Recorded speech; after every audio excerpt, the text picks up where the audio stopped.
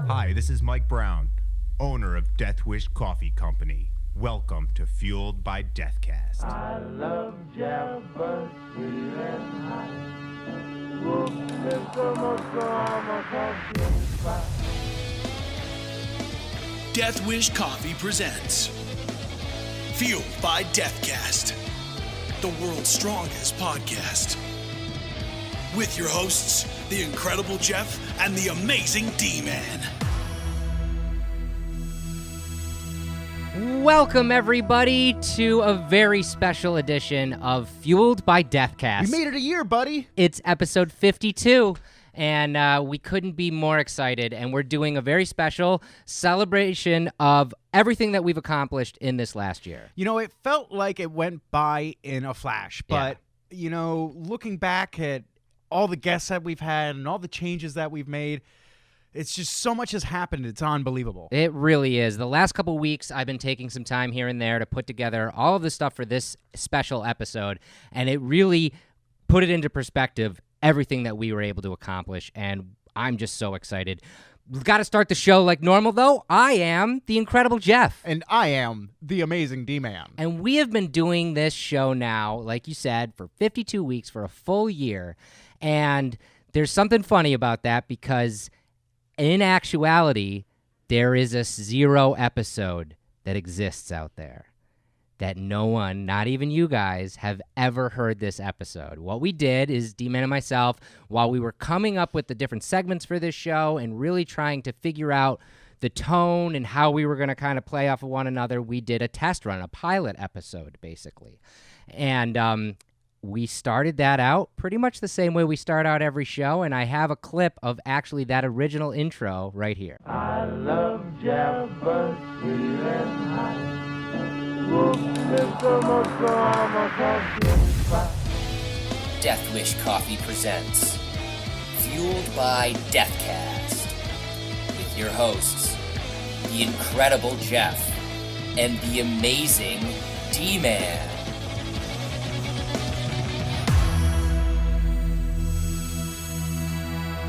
Welcome, everybody. You heard it. This is the absolute 0 episode of Fueled by Deathcast. So as I say, everybody, probably not a single soul will ever hear this episode. But I'm going to start it as always as I am the incredible Jeff. And I am the amazing D-Man. And together we are Fueled by Deathcast, brought to you by Death Wish Coffee. That's really funny because I said, as always, that's what we did. And that was the first time that ever happened. It's like we knew it was going to happen forever. It really is. And we tested out a bunch of different segments, a lot of the ones that stick, like science and the roast, and a couple that didn't, like what you listening to. Oh, yeah, I forgot about what you listening to. And some other different things. But one thing we tried in that show was something that we just started doing now as a regular occurrence, and that is giving away a mug. And during that show, in fact, right before we recorded that 0 episode, Mike Brown explained to you and I this joke that they were playing on Scott Swedish, the man who runs Saratoga Coffee Traders. And that's this mug right here. This is called the Coffee Cowboy mug because they made this as a joke. Do you know how many were made of this? 200. 200 of these were made. They were secretly put on the shelf. Wait, maybe it was 50. Maybe it was 50. Yeah, I want to say it was even lower than that. Yeah, I think it might have been 50. They snuck in the middle of the night to Saratoga Coffee Traders and put them on the shelf, I believe, as a joke for Scott's birthday, right? Yeah. And there's an inside joke on it. It's the Coffee Cowboy because Scott always wears his cowboy hat, and Scott is pictured on the mug itself. And then the inside joke is a game of Jenga, and on one of the Jenga blocks is his actual phone number, which is hilarious. Mike gave me this mug right before we recorded that episode. So I thought it would be funny in that episode, that would be the mug that we would give away. And obviously we never did until now. And to prove it to you guys, I have a clip from that 0 episode of that segment. Because no one is ever going to hear this episode go live, we have probably the craziest, most secret, most special giveaway that will ever be recorded on a microphone. I hope ever. one day we get to sneak this out and actually give this thing away because, man, I think there's only 50 of these. There's only 50 of these. It is a mug that up until It's a half hour Deneen ago, mug, it's too, a by the way. Deneen pottery mug, and up until a half hour ago, I didn't even know it existed. And I know I'm pretty up to date on what you guys are doing. We're really keeping it hush hush because we really want to surprise Scott with this. So this is a beautiful Deneen pottery mug that is glazed in brown, and it says Saratoga Coffee Traders Coffee Cowboy on it. And it has not only a picture of the owner of Saratoga Coffee Traders. Well, Mike Mike is the owner. You're right. Okay, the co-owner, the runner, the guy who runs the show, the manager, the man behind the Coffee Traders, Mr. Swedish himself. But also, you guys were kind enough. Scott Swedish, not John Swedish. right, Make sure yes. to be. I don't know if I'd ever call John Swedish Mister, but yeah, okay. Have you ever called Scott Mister? Yeah, no, I just did. Oh, okay. Okay. But anyway, yes, Scott Swedish, a nice little picture of him in his cowboy hat. But you guys were also nice enough to include his phone number directly on a Jenga block. I'm really excited That about is that. pretty excellent. So if this episode ever airs and we ever show a picture of this super secret mug, we will give a mug away to one lucky winner. And we're going to give one away on this show. Like always, share this feed, comment shared in the comments, and we'll pick a winner at the end of the show. And you're going to win this this is an incredibly rare mug. Why would you ever want to get rid of such a fucking ugly mug?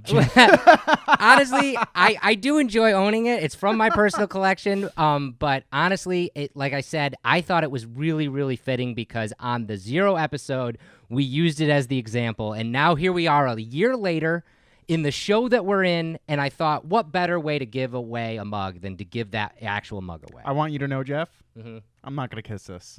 Okay. All right. It would be like you kissing Scott. So again, share this feed, comment, share in the comments, and you can win this mug. Like always, we got to thank Brock Powell. BrockVox.com. He is the voice actor behind everything that you've heard except for that 0 episode. If you heard that intro, I did the intro. You did such a great job. Jeff. Thank God Brock is our buddy and does everything that we need for him to do on this show to make it sound so amazing. And what's great is that Brock has done a lot of different bumps for us for this show. Some of them we use very sporadically, and some of them we've never used. Yeah. And I have a really short clip of some of those right here. Discount of death. Oh, welcome back to the show. Wake the cup up. Ooh, the roast. Hello, I'm Julia Childs, and now it's time for the roast. Bon appetit. We now return to Fueled by Deathcast. Oh my God. So talented. So talented. We're going to be doing a lot more with him on season 2 and forever and ever. We're going to be linked to Brock, I think, till the end of time, which is amazing. Also, we want to thank our friends at Black Magic Design. They have provided us with some amazing technology that allows us to make this show look as awesome as it is now that we're doing a lot more video as well as audio.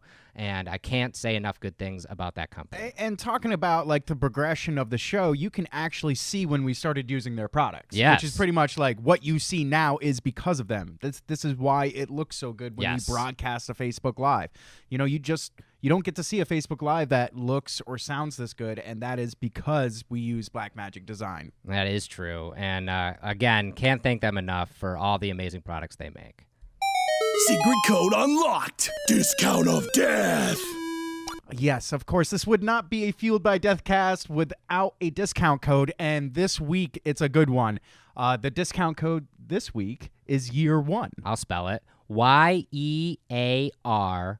All one word. And if you type that out in the discount code little area there, you'll get 20% off of all coffee products. That's huge. So make sure to get your coffee in now. Use that code. Death Wish, Valhalla, whole bean ground, K-Cup, 5-pounders, Nespresso pods. whatever your fancy is, 20% off that all week long, and it ends Wednesday, December 6th. That's year 1 because, well, we're 1 year in, man. We are 1 year in. There it is. Congratulations. Science! All right. So science was one of my favorite topics and segments to really come up with for this show. When we started talking about doing a podcast for the company, we started kicking around ideas, and one of the things that really was not an obstacle but was a hurdle was, how do we start the show? Yeah. We don't really want to start it with this incredibly, heady information like the What Fuels You. We didn't want to start it really kind of cupcake with, happy birthday or whatever. We wanted something to kind of like wake your brain up, get you thinking, get your palate going for a podcast before you actually got into the podcast. And that's where we kind of came to science, because both you and myself, D-Man, really enjoy science. Yeah, it's definitely, when it comes down to reporting on science, it's a labor of love, and we both enjoy it a lot. And I feel like when you make it a part of your tradition or habit, that you stay ear to the ground on science topics, which I think it's great. It's awesome. Totally. And we've gotten to talk about all sorts of science throughout this entire year, from deep space to ancient artifacts found in the ground to everything in between.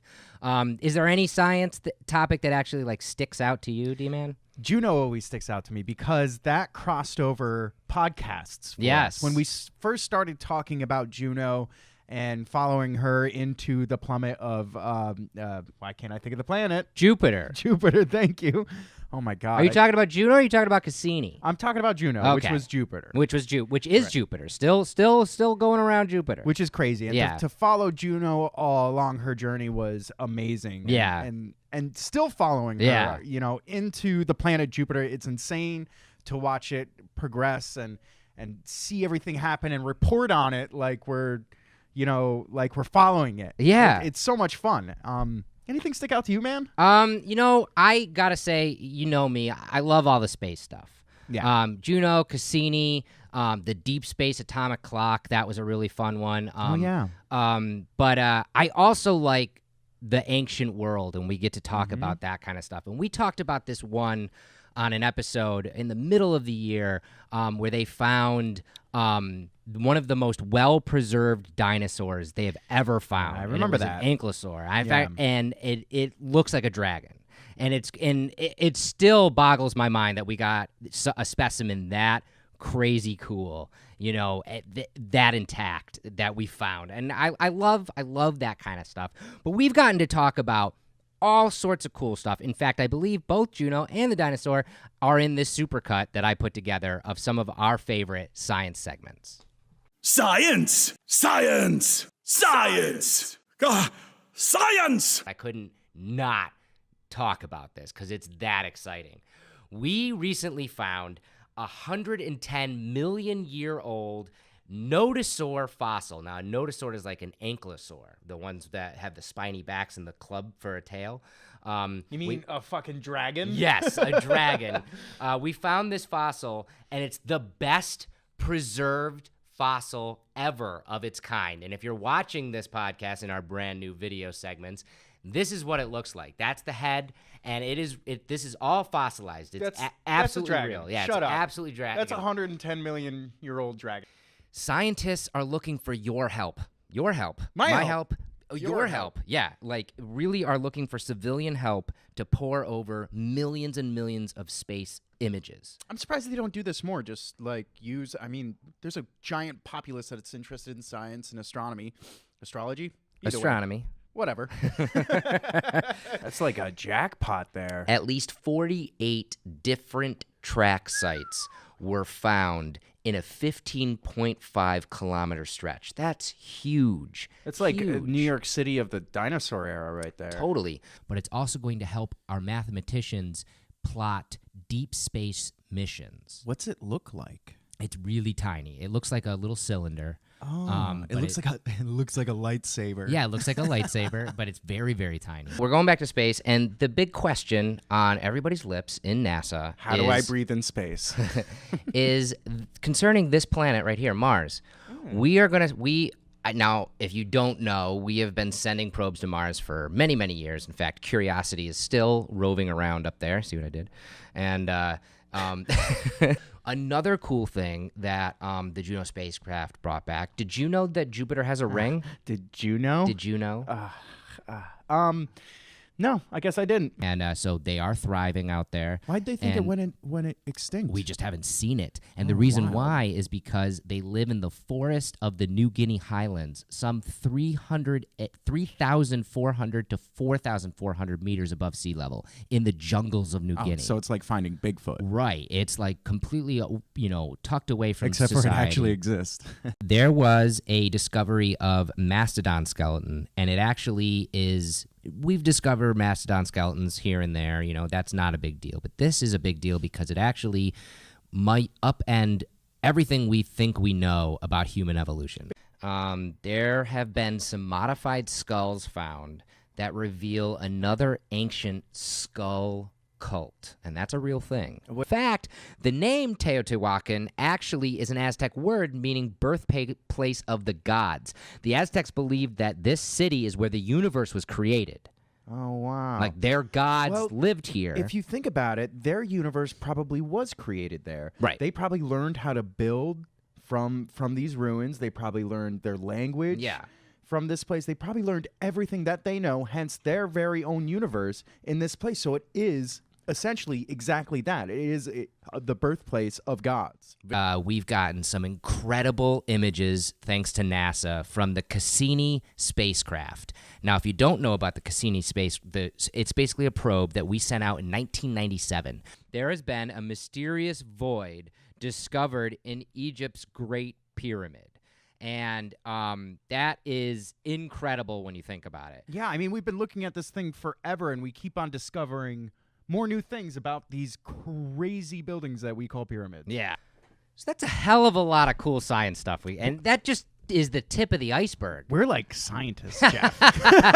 We aren't, but I really do enjoy talking about that kind of stuff. And now that we get to do the more visual aspect, it's a lot more fun, too. Yeah, we get to look at it, look into it, Yeah. actually watch and listen from professionals Yeah. that actually know what they're talking about. And speaking of that, probably the coolest science segment we got to do out of the entire first season was episode 18. That was when we had retired astronaut Nicole Stott as our guest. And not only was she the guest on the show, we asked her to be a part of the science segment. Yep. Because right that week that we talked to her, there was a spacewalk that happened on the International Space Perfect Station. timing. It's almost like we planned it. Right. And what's amazing is Nicole actually got to do a spacewalk herself. So we not only got to talk about the current spacewalk, but her own personal experience of doing that exact thing. And I have a clip of that, too, for you right here.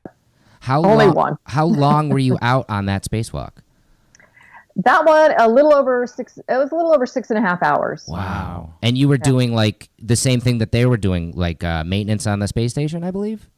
We were. There was a mix of maintenance, and there was one of the coolest things I got to do on the spacewalk was ride on the end of the big robotic arm. Like this big long path on the big robotic arm, hanging onto this box that on the ground would have weighed 800 pounds or something. But up there, you can just do whatever you want with it, and rode on the arm with that. And that was some science experiments that we had outside of the station that were attached to the outside of the station, and they needed to bring them back to Earth. So we were taking it from the station down into the space shuttle. But yeah, most spacewalks are a mix of assembly, building the station, or maintenance, or bringing science back to Earth. Still gives me chills listening to her talk about being in space, because it's so cool. Gives you chills, makes me poop my pants. Because if you are not aware, D-Man is afraid of space.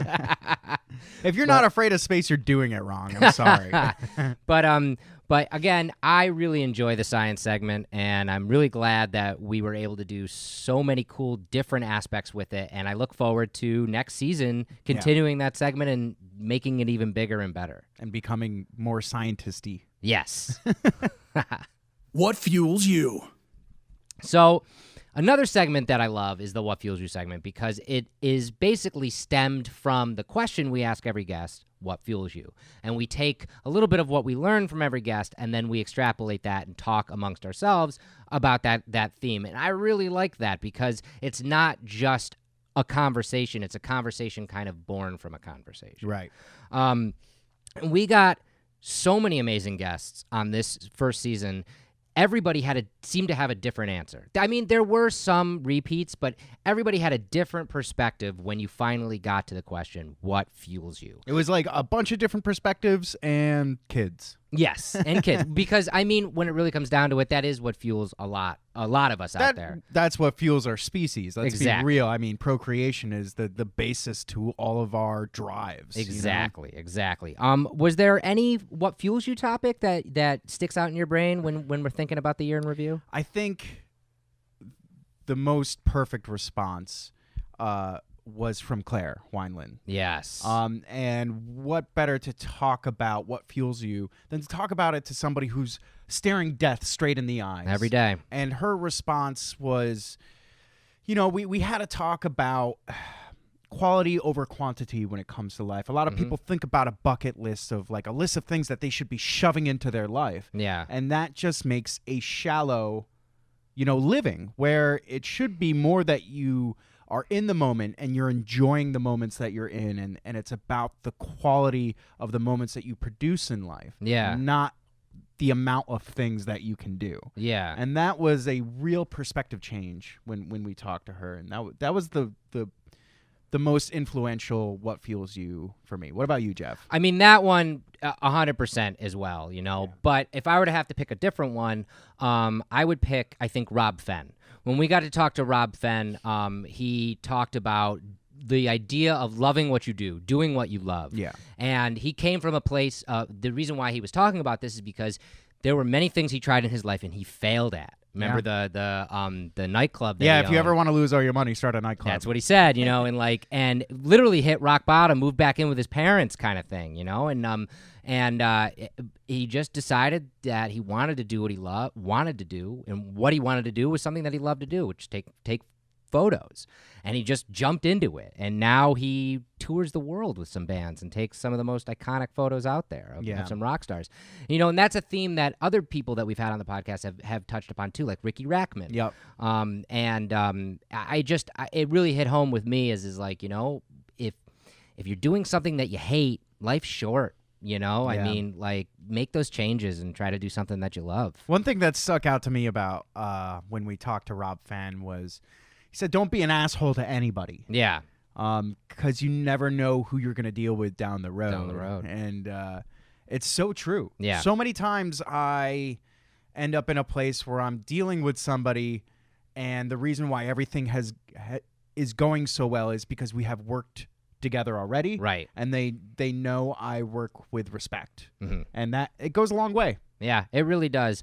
And like I said, so many incredible people this season and so many incredible answers and conversations about what fuels you. Here's a little look back at some of our favorites. Let's kick it off with exactly what the theme of this entire podcast is all about. What fuels you? And that is true. Like, what absolutely fuels you? What gets you out of the bed in the morning? What makes you do the awesome things that you do every day? Love that question. It's so great. I have a couple of things. One, and it's something that you guys discuss, and it's kind of the heart of this podcast, is that life is short. Mm-hmm. You only have a limited amount of time. Yeah. And I think a lot of people don't realize that. A lot of people think they're never going to die. Right. Or they're invincible, or that's why they do such stupid things all the time. Yeah. And so I'm trying to fill all those moments with something fun, something that I want to do. Yeah. Why waste your time doing stuff that you don't want to do, or that you hate, or going to a job that you dislike, or just being stuck in situations that you hate. Yeah. So if it it's an old saying, but if it's not fun, I don't want to be doing it. With the idea of how do you take such a chaotic lifestyle and embrace it? How do you focus on multiple things, multiple tasks at once, but love them all and embrace them all? You know, and that's tough. That's a very tough thing to do. But it's something that can fuel us all, because I think it's something that we all need to learn how to do better. The reason I go back out, because every time I go out, I learn more about myself as a man, and I've changed as a man since I've been out there for the better. I've evolved as a survivalist and became more capable, and I get tested. And I know people say, how do you train mental toughness? And mental toughness is something that, you can be born with. It's that killer instinct, that will to live that's in everybody. And I say everything in life is about mindset. So if you have the right mindset and you want to test yourself to the max, then you just have to keep pushing yourself, because, you know, those challenges we go through in life, those experiences, I always say I never lose. I either win or I learn. Honestly, I find a lot of it, and it sounds weird, but I find a lot of it in science.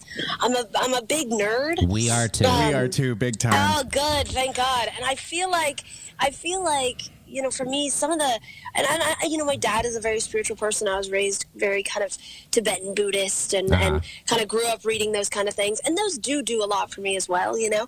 But I think where I've kind of had the most aha moments in my life has been through learning about how everything works, why it works the way it does. Because the truth of the matter is, you know, there's so much complexity in everything if you know how to look at it right. You know what I mean? If you know what's going on under the surface, there's so much complexity to it. Even even a dewdrop.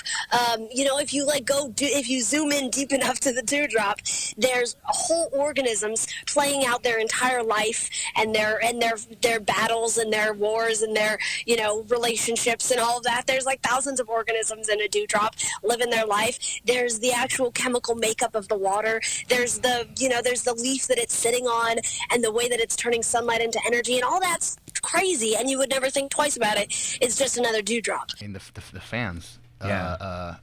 I mean, our fans. I mean, for me, the belief in the music. I mean, I actually really believe in what we're singing about. It's not, I mean, if I just really feel that way. So even though, like, you know, you could have the argument that it's almost Groundhog's Day sometimes, where you're like, okay, the same set list over and over and over again, but.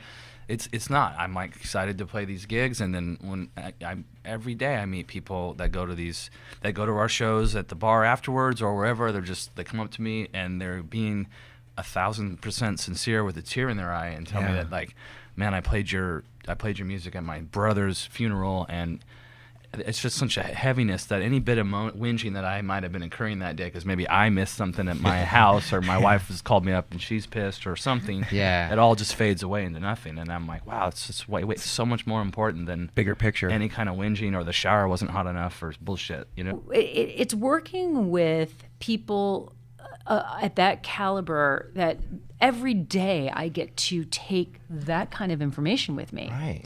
And every day that I get to then pass that kind of information along. Mm-hmm. You know, even sitting here with you guys today, you've had a few ahas that I've caught, right? Mm-hmm. I have a lot of those. Yeah, but you know, and I nothing makes me feel fuller than knowing if I could pass that along. Mm-hmm. Yeah. I was like, because those records did something to humanity, you know what I mean? Definitely. And I was like, I was having this conversation with Carlos Santana like a few months ago, and Santana was like, you know, we don't do music, we do vibrations, you know? And a vibration lasts longer than music. It'll constantly be coming back over, you know? And then it's funny. So then 2 weeks ago, I'm speaking to DJ Khaled, and he's like, yo, Clef, you know, we sampled you and Santana's record, Maria Maria, me and Rihanna, you know what I'm saying? Like, we about to do it. We need you to get Santana. So, dude, I always believed in the power of, like, just doing music, you know what I mean? I always, like, if you could just do music, and I'm telling you, when you do, like, songs and you write them from the heart, people are going to find those songs. So I always believed in that, you know. Jeffy just says it every night. He goes, we got the greatest job in the world, man. You know, like every night before we get up on stage, it's the truth. Yeah. You know, I mean, like, how can anyone complain about it? You're around all your brothers, and you're up and you're doing what you love. And we talked about not living in relativity of others on the negative side, where if you're always comparing yourself to people that suck, you'll end up sucking. Right. But it goes the other way too, where if you're always comparing yourself to other people, you're not focusing on just bettering yourself to surpass the next level. Right. You just can't get caught up in what other people are doing. Yeah. Period. No matter what you're doing. Keep pushing, keep going, keep striving, keep learning. You know, there's always a next level. Mugs up, homies. And that, again, just a tip of the iceberg of some of the incredible conversations we've gotten to have because of this show. One of the coolest things I think that we ever came up with, D-Man, is the idea of what fuels you. It was born from Death Wish Coffee because coffee fuels us all, but we're all fueled by so many things in this life. And like we've said many times on this show, Fueled by Deathcast is born from the idea that we're fueled by the idea that we're going to die someday, and we want to do our best to leave something awesome on this world before we leave it. Or just leave the world better than what we came on. Right. Which I think should be the main aim, I guess. Yeah. And it's when I was going through all the episodes and looking back at a lot of the different conversations we've had, it's really cool. I'm really proud of what we were able to achieve with just asking a simple question of a lot of different people. Yeah, it's humbling. It really is. And speaking of that, we got to say thank you to all of you out there who are our listeners and now our watchers of the show. We know that you guys are going down this journey with us, and we couldn't be more thankful. And recently we did a contest, actually, where we asked you guys to show us in a video what fuels you. And we got so many cool actual entries to this, so many cool videos that I put them all together in a compilation, and I'll show those to you guys right now.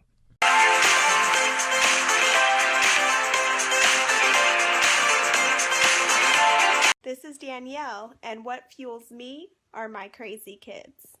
Mommy, feel like that.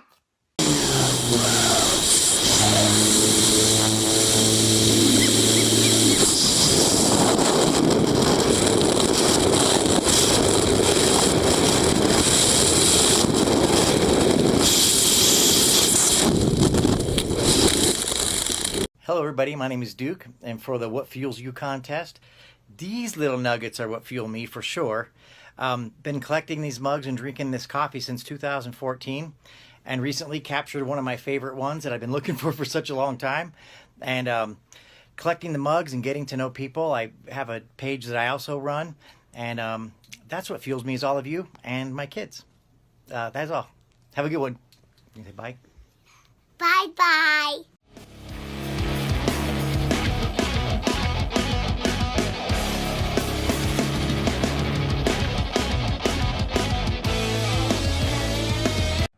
Hello everybody, this is Paul, and this is my video for Fueled by Deathcast for Death Wish for the contest for that golden ticket. And what fuels me are my friends and family and my drive for recovery.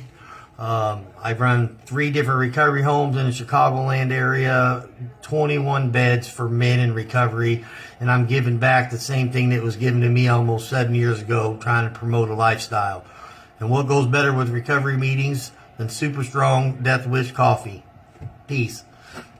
Hey everybody, CJ here. Everybody asks what fuels me. It's every one of you. From everybody from the community page to everybody at Death Wish headquarters, as well as all my friends and family out there. I couldn't do what I do if it wasn't for all of you. So mugs up to all of you. Thank you for all the support, whether it be for Special Olympics, sending gifts out to our military men and women, supporting any good cause that we have, as well as just being there on a daily basis to push me and motivate me to do the greatest job that I can. Thank you to all of you. Mugs up, grind it out. Fueled by Deathcast, as well as fueled by all of you. Thank you. Life is like a cup of coffee. It is as weak or as strong as you make it. So just brew it. What fuels me? I work 40 hours a week in a factory. And when I punch that clock and come home, that's when the real work begins. Wife, mother, and everything else that comes along with what life throws at me. What fuels me? Let's see. The love of family, community, health, and friends. And the foundation of it all, coffee. My love of my Death Wish coffee is the basis of everything. So, mugs up and keep it flowing. What sound does a fish make? What sound does a fish make?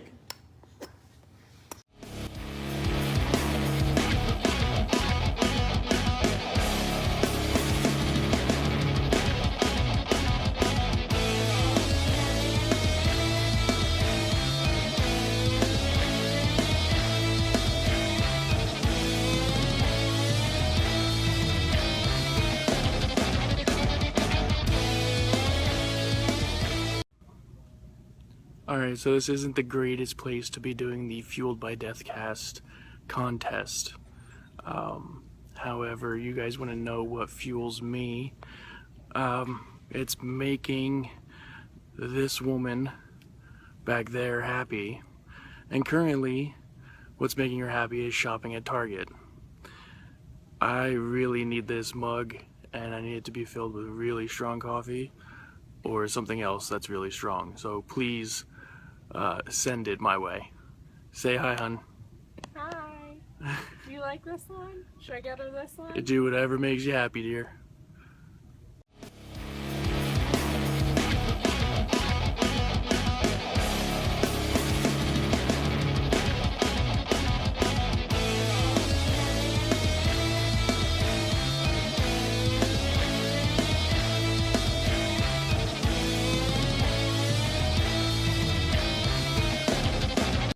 What fuels me? Unicorns.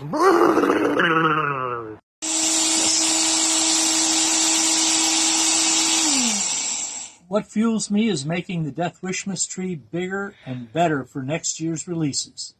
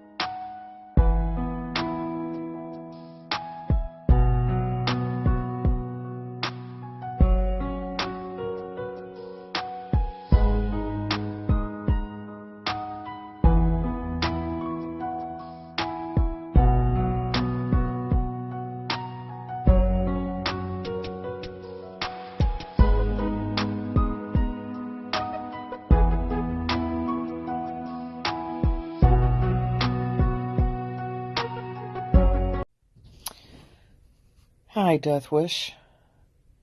Other than drinking my Death Wish coffee from one of my favorite Darden Prairie, pottery mugs, is knitting and crochet. Right now, I am working on a crocheted scarf for myself, and this is how it goes while I sit in my jammies on a Sunday. Let's see if I can do this and hold the phone.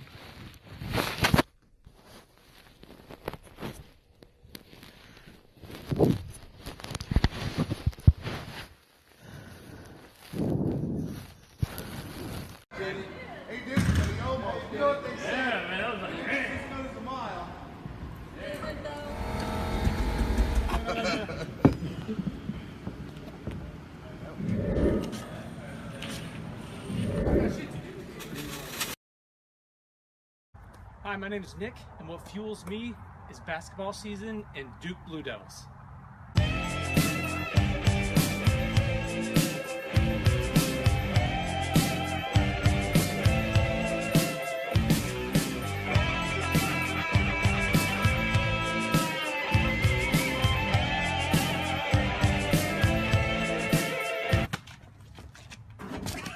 Oh my god.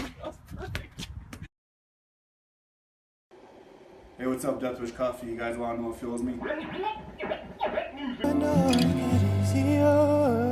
And now, by the power of the Force and the authority of the Council, I now pronounce you husband and wife, the rule of two. May you live a peaceful and happy life together, and may the Force be with you all.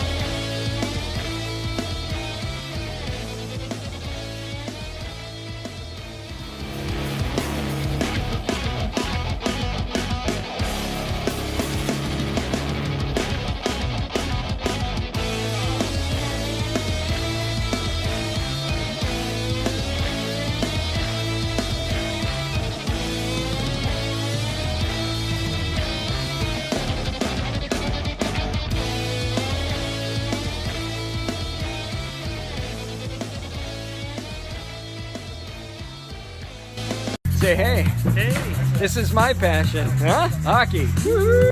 Dying. If you learn to adapt, overcome, pursue perfection through continuous creativity, failure is just a step to success. But I coach for one reason. Not because I like doing it, because I like coaching them. I am fueled by Deathcast. Welcome back to the show. So, one of the things, putting all this stuff together, one of the things that kind of came into my brain was how much we've changed as a show. Yeah. Since the beginning. When we started out, we were just a podcast. Now we're a podcast and a TV show and a YouTube show. I mean, we were podcasting on the crappiest table I have ever seen in my entire life. This thing was made out of like wafer board. Yeah. And literally was hot glued together at the legs. Yeah. And it just was waiting to just fall apart at any moment, and we had just all this equipment on it, and we were just relying off this one crappy table. We got a little bit of an upgrade. A little bit of an upgrade. Too much. But I mean, in that, we were doing it in the conference room. I didn't even work for Death Wish Coffee at that point. I was only basically running the podcast, but also had another job, my 9-to-5 job, and we would have to do it on the weekends. Yeah. So you would work Monday through Friday and then have to come in on a Saturday or Sunday. Or both. Sometimes it was both. And then record the show, which got a little hairy. And then I remember, like, I don't know, maybe 5-6 episodes in, you were like, so we got a new conference table. And I was like, oh, cool. And you were like, it's a ping pong table. And I was like, haha, what'd you really get? A ping pong table. And the infamous ping pong table became a thing, and we podcast from that for a while. In fact, which on some of those podcasts, you can hear some of the guests playing with the balls in the table. For sure. They get a little fidgety. I think I'm thinking specifically Matt Secor. Yeah. Messing with the ping pong balls. Yeah, we played. we were on that table for a very long time. And that still, we were recording video on a GoPro, remember, at that time, but we weren't putting that out, really. A GoPro that could only record like a half an hour before shutting off. So, I mean, now we have that thing. Yeah. And then I thankfully got hired full-time, and I started working at Death Wish full-time, which allowed us to do a lot more for the show. And the first week that I got hired here, the room that we're sitting in now was just basically a storage area for like excess tools of John and old barrels and like just random crap that no one knew where to put it. And Mike was like, I want you to turn this into a studio. So my first week here, I started painting the walls black and pulled everything out of here and started making it from the ground up. And it took a while. Shout out to our friend and guest on the show, Matt Hendershot, who works at Google, who helped us get a lot of the technology like Blackmagic Design and that kind of stuff. Yep. And we got a new camera and we got lights and a new setup that you see, and it couldn't be better. Got the infamous shelf of stuff. Yeah, the infamous shelf of stuff, which is always getting cooler. Yeah, always. Because we're always we'll continually get cooler. Yeah, and it's been such a wild ride when you really think about starting out in that conference room as just an audio podcast, and now we put out technically 3 different types of shows a week, be with the audio, the video, and now the TV show that's on Facebook. And we're just getting started. Just getting started. One of the other cool things that we got to do throughout the year was travel. I can't believe it. Like, it's my favorite part. Yeah, like we got to take this show on location. We actually got to do 4 different spectaculars, which we consider a spectacular when we are at an event and we kind of chronicle us at the event, but also as the podcast.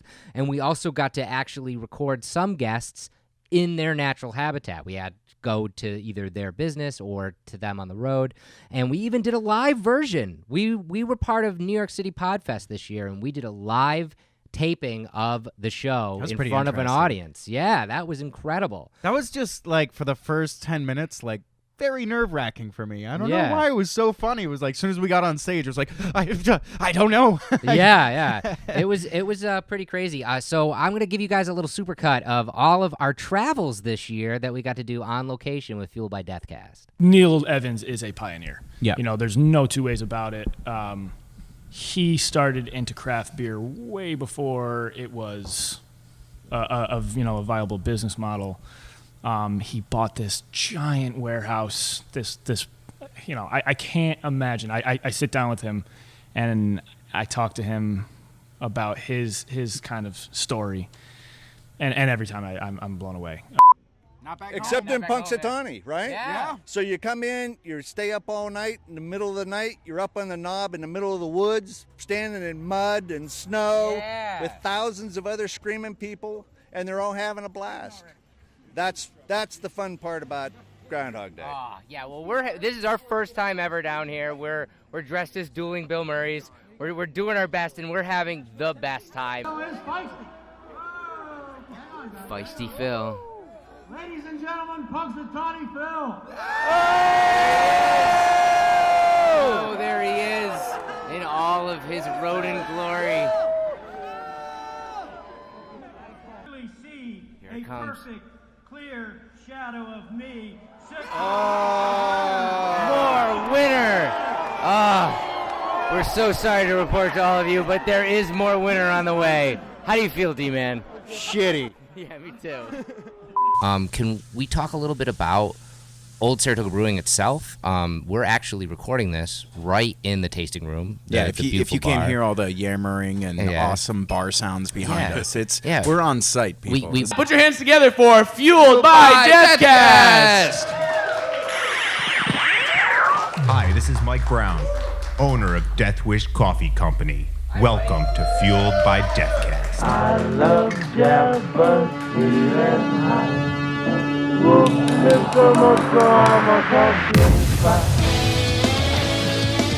Death Wish Coffee presents Fueled by Deathcast, the world's strongest podcast. With your hosts, the incredible Jeff and the amazing D-Man. Welcome, everybody, to New York City Podcast Festival. We're all here, and we're all having a good time. And I just wanted to start out by talking a little bit about your career and what got you to this point. I've always wanted to actually ask you this question. Okay. How does one get into bounty hunting? Asking for a friend. Don't try it. Don't try it. Like, was it something that you kind of fell into, or was it a conscious choice? Like, how did you get your life to the point where I'm going to be a bounty hunter? Fast story. You can get the rest on the book You Can Run, But You Can't Hide. Uh-huh. #1 New York Times bestseller. Oh, yeah. Written by our friend Laura Morton. Written by our friend Laura Morton. Conducted by Dog Chapman. Oh, heck yeah. We're armed and going. Holy crap, we're actually here. We made it. We made it to Nashville in one piece, maybe a little over-caffeinated, maybe a little bit over-alcoholic. I was going to say, I think I'm under-caffeinated for par for course for the morning. I mean, we've been working our butt off this morning, getting everything together, getting ready, making sure all the celebrities got their coffee, even before we got our coffee. Yeah. But the Walker Stalker staff was so cool enough that they sent volunteers to rebuild our pyramid. Thank you, Monique, for just being so amazing. So amazing. And Michael Cudlitz agreed to come over and pick Jeff up by the scruff of his neck and the belt of his pants and chuck him into this can-based pyramid.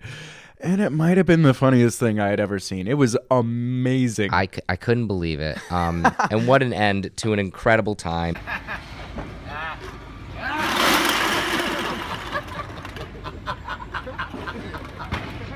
That's how you end a Walker Stalker convention.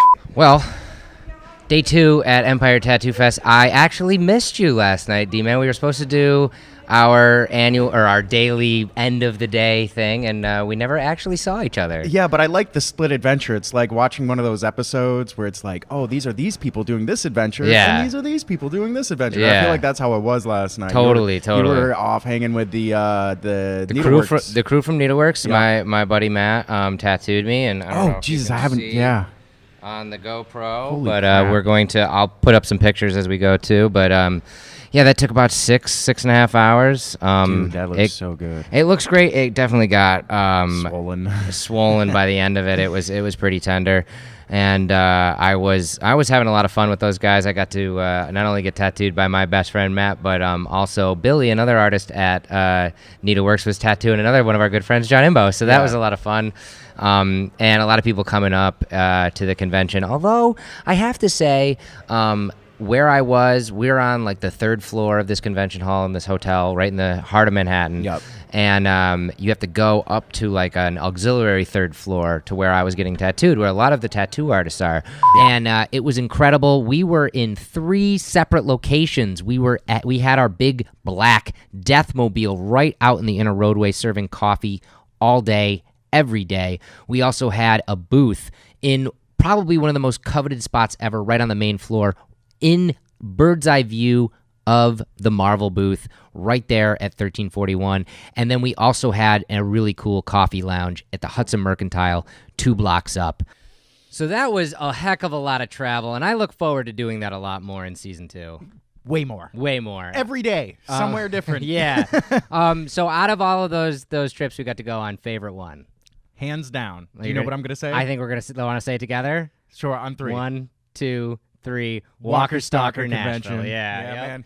Man, that was I can't say how incredible of an experience that was. I mean, it's one thing to meet a celebrity that you idolize or maybe just even enjoy, but to meet all of them in one day and be drinking whiskey with them and just like high-fiving them and just hanging out with them like they're normal people. It was fantasy camp. Yeah. It really was. And the staff of Walker Stalker and FanFest in general is just top-notch. They're our friends now. Made you Straight feel up. so great. And what's incredible is the amount of travel that we've been able to do with the company is now paying off when we get to take something like the show on the road, because we were there, slinging coffee and also, podcasting. And one of my favorite moments, which actually wasn't on the tape, was when we were just working the booth. Yeah. Actor Ross Marquand came over from where he was signing autographs, came over to our booth, waited in line to give me a hug because he loves our product so much. And Us a hug, by the way. He didn't just... He was like, I got where's the hug Jeff? first. I must hug him. I got the hug first. I don't remember that. I think you're just making that up. I'm not. I got the hug first. I don't know. I don't believe that. But he hugged me harder, all right? All of those trips were so fun, and we're going to definitely do a lot more traveling in the season to come. One thing about this show is, if you don't know by now, we like to have a lot of fun on this. One of my favorite things about being able to do this show is this guy right here. I get to do this show with you, and, like, honest to God, for real, though. For real, like, I love being able to not only hang out with you on a regular basis and work with you, but doing a show like this, I love being able to play off you and doing what we do and creating this entertainment. It's really weird to have an actual dynamic duo where before Jeff says something or does something, I know what he's going to say or do, and I'm already planning the next move. And he's already planning, he already knows how I'm going to react after he does the thing, and he's planning the move after that. And then what you have, no matter where you go, is a great time. Yes. And it's been amazing, man. It really has. And just so you guys know out there, most of what we do is completely unedited. To say that it's one take. More often than not, I especially with the way the show is now, obviously I do a lot of edits. I add a lot more audio and visual to it. I spruce up some stuff, add some titles, some graphics, that kind of stuff. But it's never like, hey, cut that. We gotta try that line again. It's never like that. You're dealing with a natural, incredible Jeff and amazing D-Man. Except for when it isn't. And there have been many times throughout the year that we have been not as on point as we'd like to be, and we might have had to stop that record button and restart. It happens. Thankfully, I saved most of them. So I have a very fun, super special blooper supercut for you guys to watch right now. The Fueled by Death guest. Here, let me try it again. Here we go. This is an incredible conversation about rock and roll and everything in between.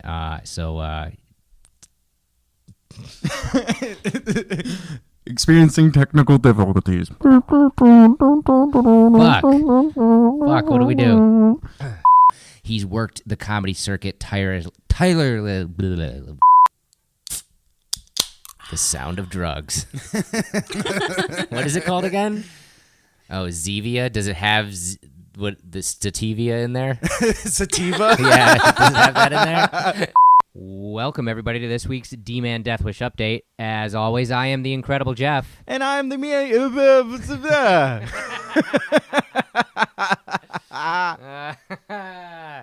There it is. Welcome back to the show. All right, this week we got a pretty incredible You suck!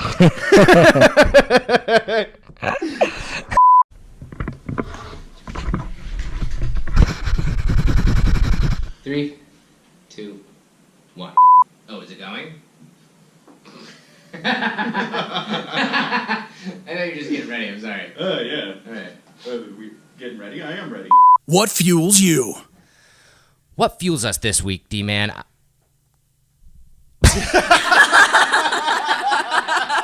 Me? Why me? Let's try that one again. That one's for the blooper reel. That one's important too. You son of a bitch. You son of a bitch. You son of a bitch. You're a son of a bitch. Son of a bitch. So I was thinking, you're a son of a bitch. You're a son of a bitch. I was also thinking, you're a son of a bitch. Look at me, I'm coffee. Yeah. I make everybody feel better. Blooper reel.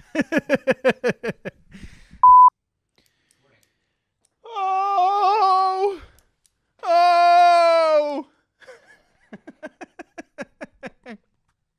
So my vocal warm-ups. I like it. Ah!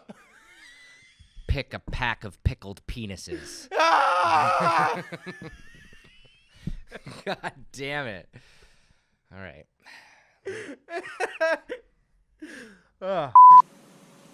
Today on NPR, we discuss why Jeff is such a piece of shit. Breaking news hitting the news desk. Dustin Alexander sucks dicks in hell. News at 11. Not the same.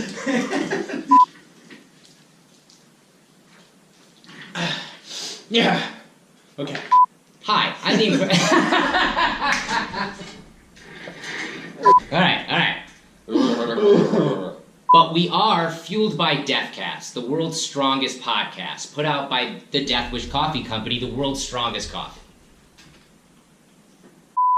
It's okay, we have to get good at this at some point. Should have wrote this down. NY.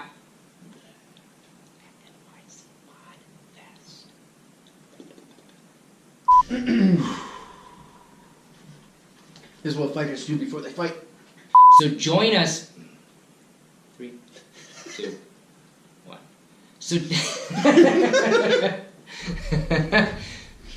So join us April 9th. 2, 3, 2, 1. Oh, really? We already recorded that. Did we? Yeah. Oh. Do you want to start from the beginning? We'll see you there.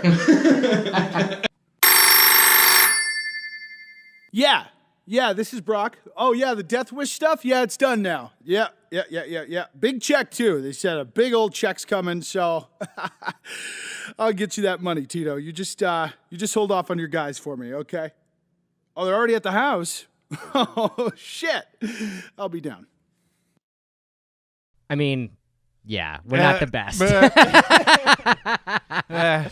But I'm glad that I saved a lot of those because it is really funny to look back on some of the hilarious moments we've had. Shit happens and we're human, man. Yeah, you know, you can't be 100% of the time.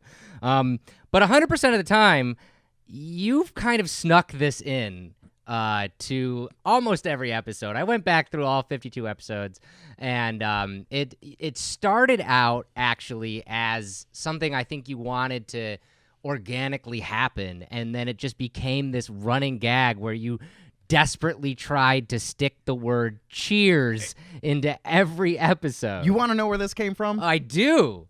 It's an inside joke with myself. Okay. And it's I think I started saying it because it's John Swedish's email signature. It says cheers, and anytime I get an email from him that pissed me off and it said cheers at the end, I'm like, fuck your cheers. Fuck your cheers. So you started saying cheers. So I went back through and I put together a little mini cut of some of the more interesting times that you did say cheers. And here's that. Cheers. All right. Cheers. Cheers. We should cheers after every podcast. Okay. I'll start that. And then one day our mugs will break. Okay? So mugs up for Wayne Lozenak from Hatebreed. Cheers. For Liz Carmouche. Cheers. So here's mugs up to Richard Fortas. Cheers. You had to stick one in there. I had to. Had to stick one in there. Death guest, Wyclef Jean. Cheers. So mugs up for our death guest this week. Cheers. The lovely Paige, Kane Grogan. Cheers. So, mugs up, John Longstreth. Cheers. But first, listen to this awesome interview with Matthew Hendershot. Cheers. AC Slade. Cheers. Yeah. This dude is the man. Yeah. So you got to listen in. This is amazing. So cheers. Tune in next week. We'll have more for you. Cheers. Where everybody knows your name.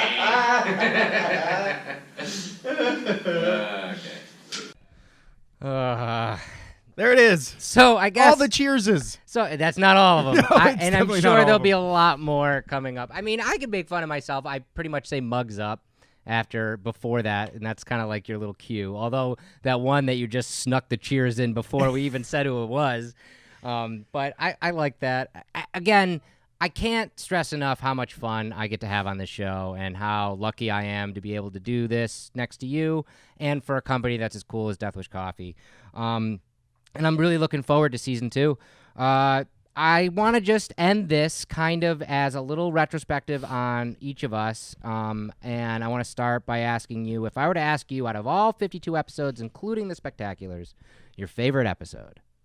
Joey Castillo, man. Joey Castillo. I mean, it was really early on. I feel like it was the first person that we had on that I absolutely idolized. Yeah. I mean, Joey Castillo is my favorite drummer, played for my favorite band, and still plays for Zach Sabbath now.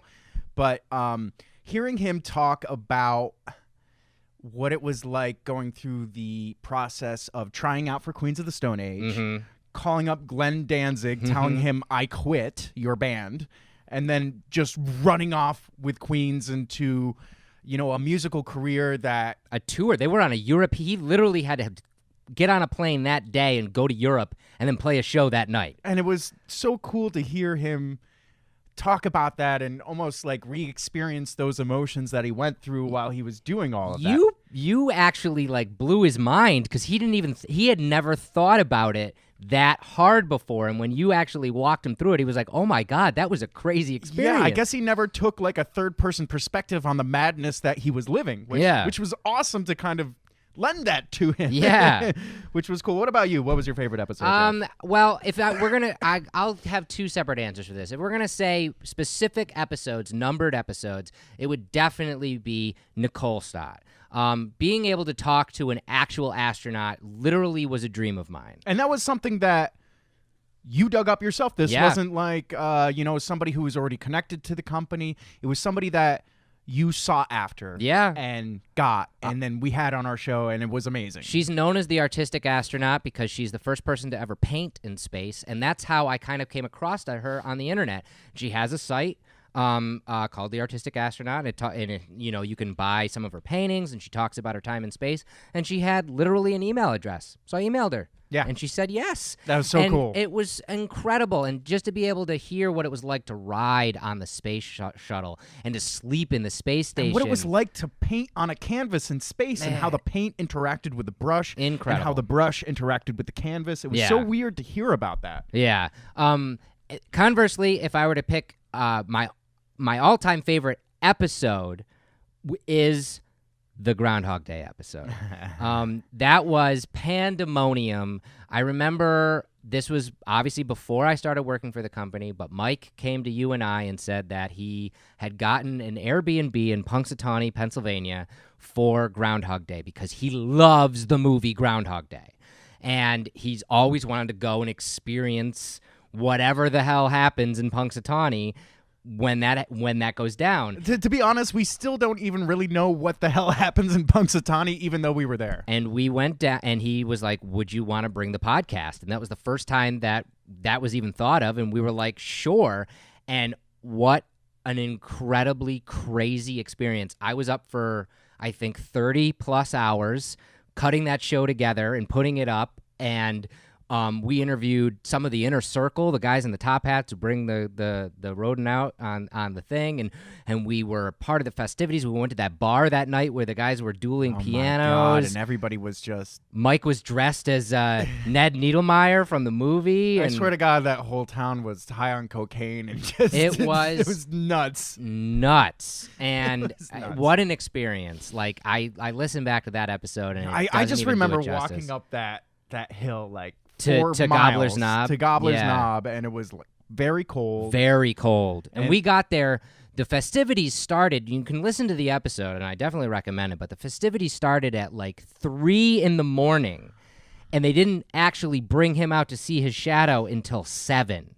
And we got there around like 3:30. So you're standing in the cold mud, which just soaks through your shoes, and Ugh. your feet are colder than they've ever been in your entire life. Your toes are getting numb, and you're wondering if you're actually doing permanent damage. Yeah.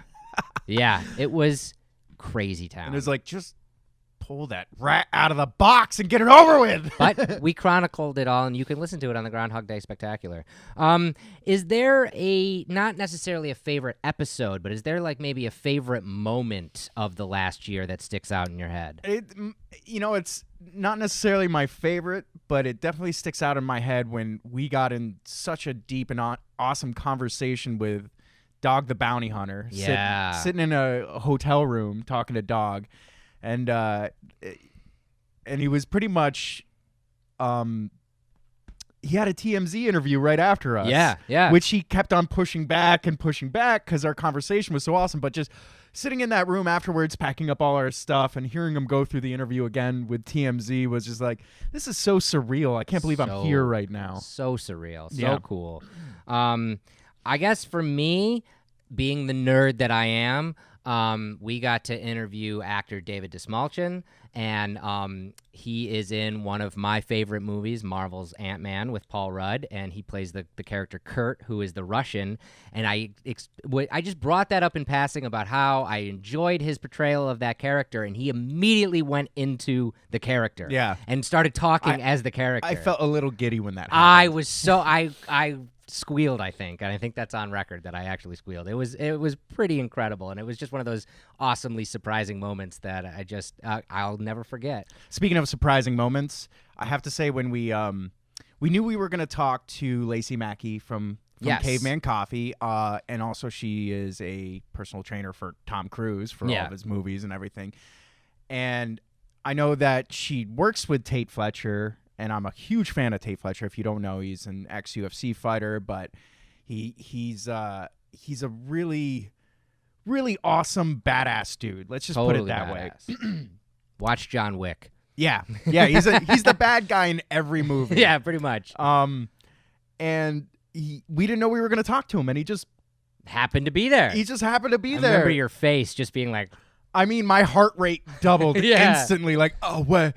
All these things that I wanted to say to him came like rushing into my head all at once that I totally forgot anything I wanted to say to him. Yeah. That was so cool. That was cool. So cool. Yeah. We've had a lot of surprising moments, and that's what makes this show fun, is because you never really know what you're getting into. Probably one of my favorite surprising, it wasn't necessarily a surprising moment, but it was a guest that surprised me tenfold. We met author Laura Morton good one. before we had her on the show. She's local. She's a New York Times bestselling author. Episode Like 29. 100 times New York Times bestselling author. And she's written some incredible books for some incredible people. And we did our research like normal. We met her beforehand. Yep. Very, very nice. And I was excited to talk to her. And that interview just went off the rails in the best way possible. Yeah. It was so insightful, so inspiring.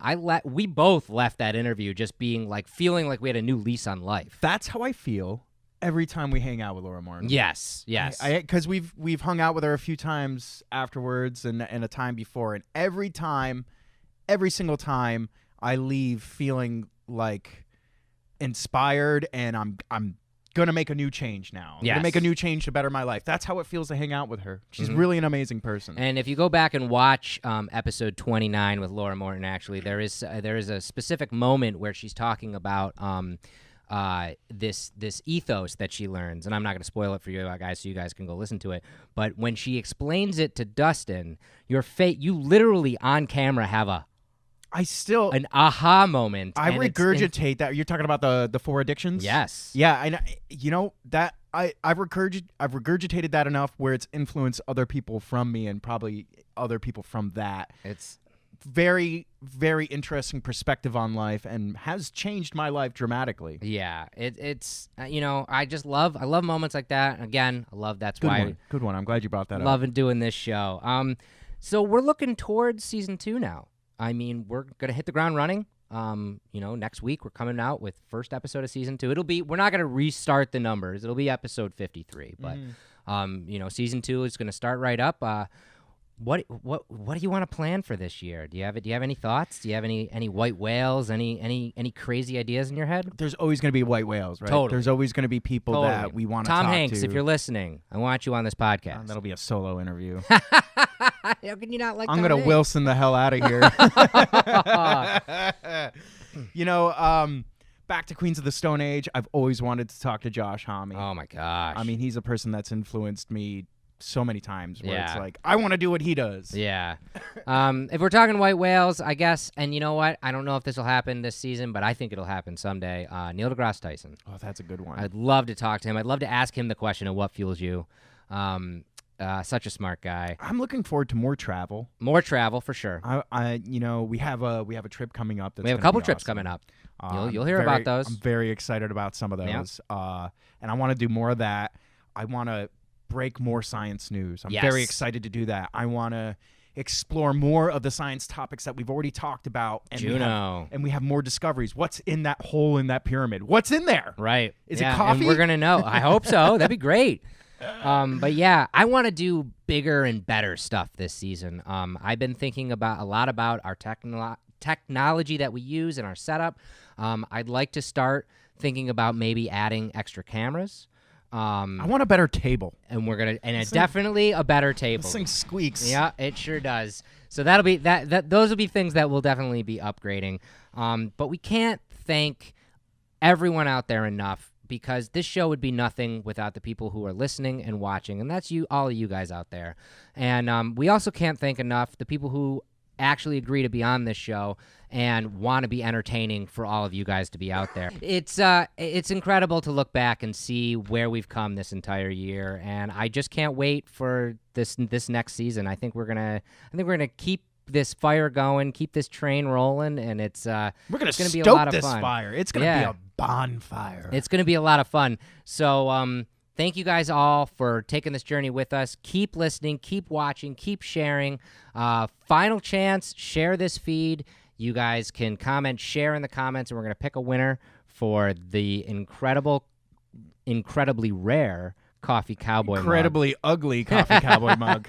And to leave you guys... Nice shade of turd. To leave you guys with this, we played a couple clips from that fabled Zero episode that never hit the light of day, and I want to leave you with the very end of that recording that we did. That was our test, our pilot episode, and D-Man and myself actually talk about the implications if this would ever be given to the masses like we're doing right now. It's real. It's real. So thanks again, guys. Cheers, guys.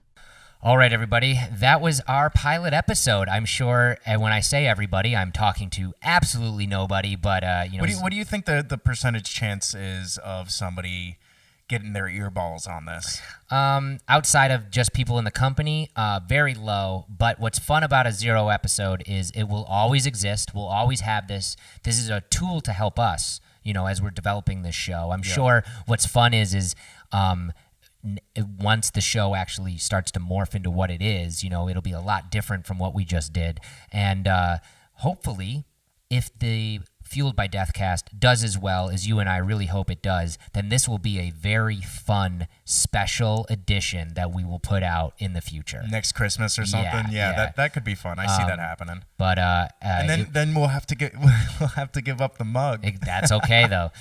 It was an amazing first effort. This was our show. It was really great. I feel like it was groundbreaking. Yes, it was really great to talk about all the different segments we did.